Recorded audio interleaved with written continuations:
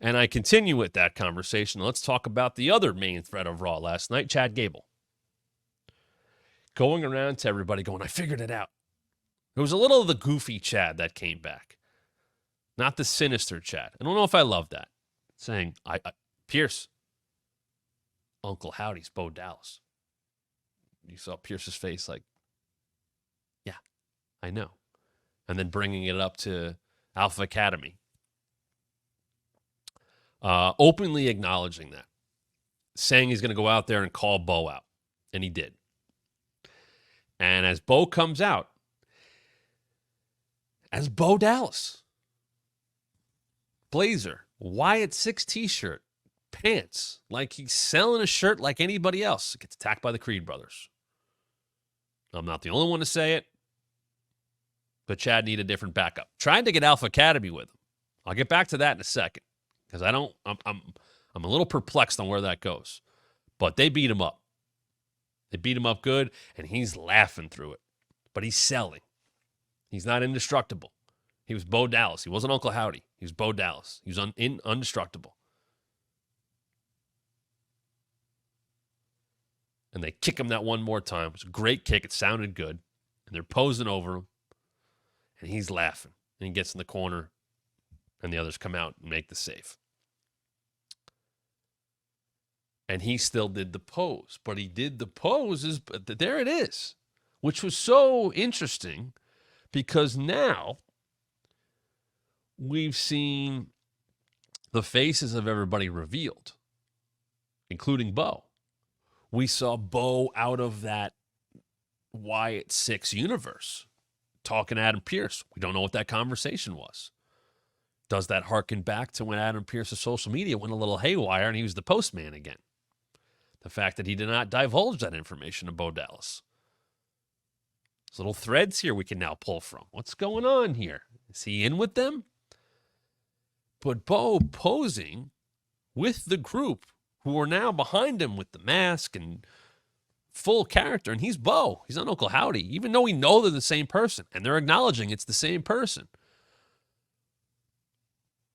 What's the dynamic? That's my question. Is this a Finn Balor demon thing? Where you know they're the same person.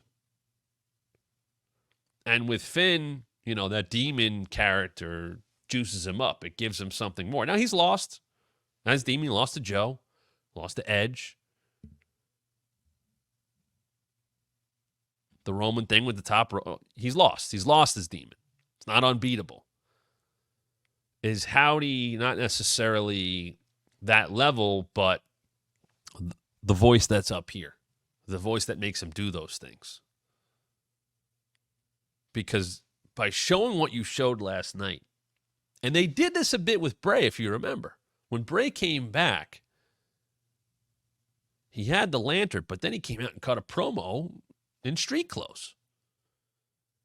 And then he had really just the one match with LA Knight, the lights out thing, and there was a character there.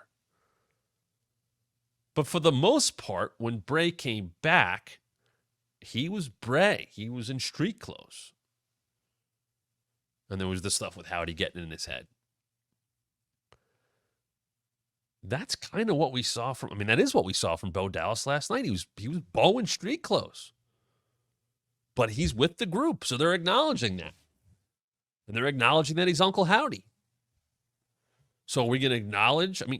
Eric Rowan is on the latest tape. And that was some heavy, real stuff. Talking about losing his brother. Brody, Luke Harper, John Huber, whatever you'd like to call him. How tight they were. What he meant to him. Started to get back up.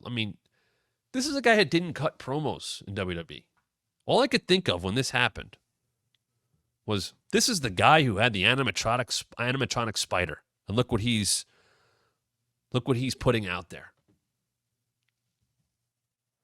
It was the Vinter. He was the backup to Daniel Bryan, excuse me. We'll get that name right one time. Think of all the crap he did after that. Even the Bludgeon Brothers. As goofy as they made them up. Very dominant tag team. But what he did last night was so impressive and so real and so interesting to not only bring Bray into the story, which Bo has, but bring in Brody. You know, that hasn't really been talked about.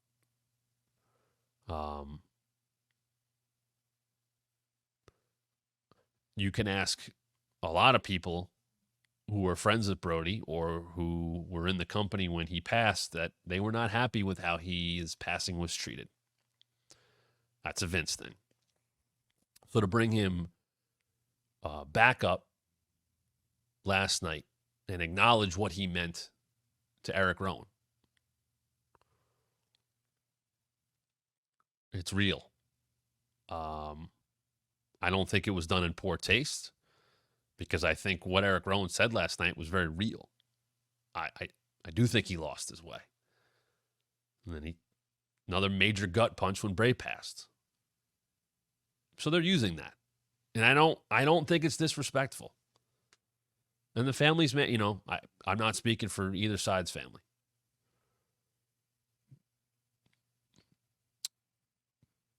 But we are talking about someone who, in Bo, it's his brother. And Rowan working as closely as he did with those two people who passed. That was real.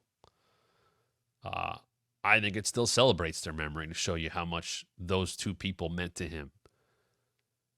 And I think by bringing up those names, and I think by putting Chad Gable in the middle of this, there has not been a single heel promo about it. This is all babyface stuff. It's all real.